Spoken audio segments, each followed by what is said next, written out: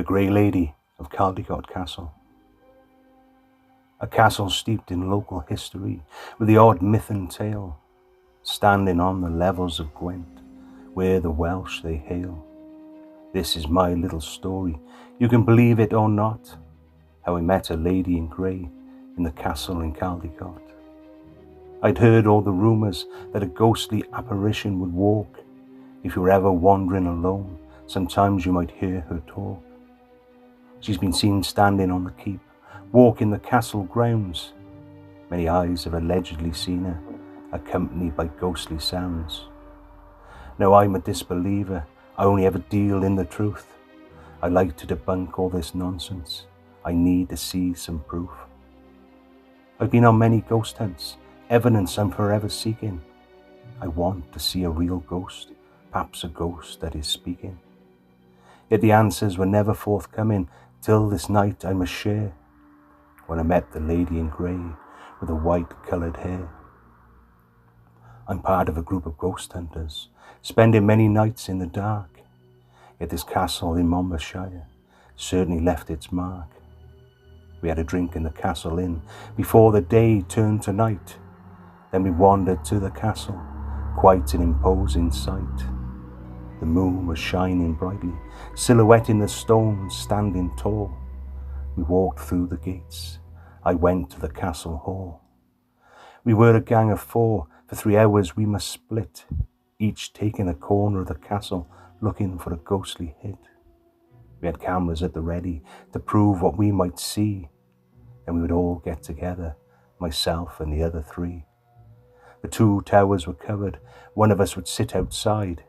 Could we entice anything from the afterlife, from the shadows that they hide? The banqueting hall was so quiet, I tried to imagine its past, when it would be filled with many voices, a medieval cast. They have weddings here now, it's taken on a new role. Now this is where it begins, how I met a saddened soul. I took my place at a table, sat on a heavy long bench. It was so eerily quiet, then I smelt a strange stench.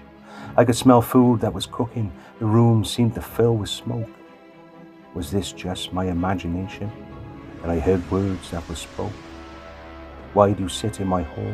Run away while you can. Go now, make haste, or you will suffer, you silly man.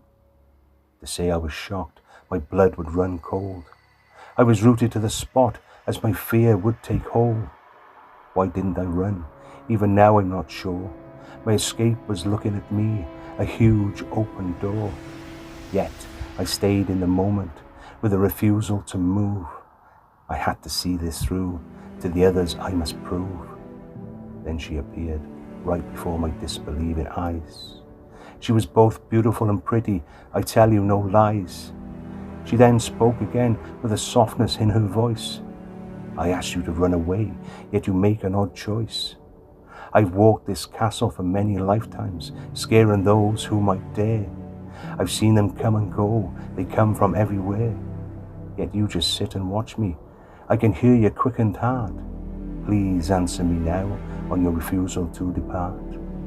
Well, I'm going to be honest, I was actually terrified. But there was something about her, so in that moment I defied. I am a ghost hunter who's never seen a ghost. I am a little scared, but I'm not deserting my post. They call you the Grey Lady in the stories that they tell. Can you tell me your story up till the day that you fell? She then smiled at me with the most beautiful smile. She stood, then she walked, displaying so much style. Then a story would unfold that would define her sad life, how she fell in love with a noble man. He wanted her for his wife. Yet she was just a handmaiden, a servant who must serve. She wasn't worthy of the nobleman, what a bright virtue to deserve. The nobleman also loved her, yet a secret it must be kept. I could see tears in her eyes, as before me she wept. For the secret was uncovered, all hell would break loose. The nobleman's father was angry, threatening her with a noose. The nobleman felt his father's wrath, so he hatched a plan to escape, to take his beautiful lady away to a distant landscape.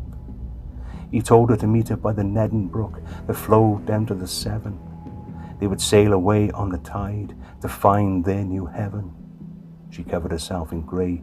She waited patiently by the brook. He never turned up that night he forsook. Her heart would break in two. She felt abandoned and alone.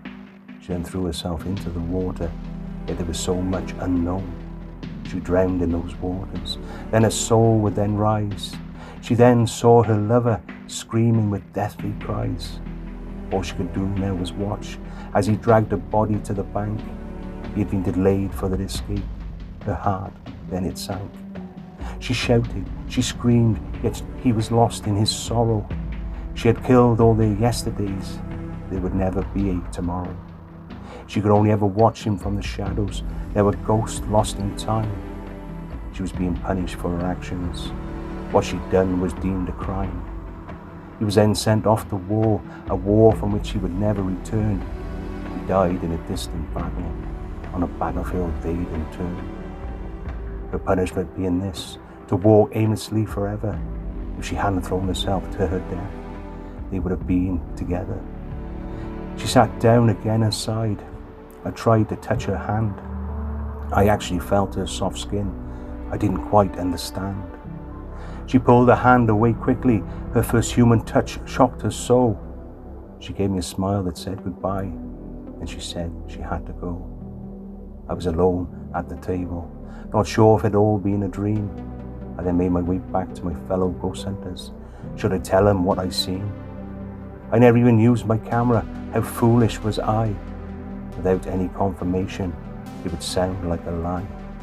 Yet when we all got together, they looked at me, they would stare. There was a look of horror on their faces. One of them touched my hair. From my usual dark curls were looking different under torchlight. They were no longer dark. They were grey, almost white. The end.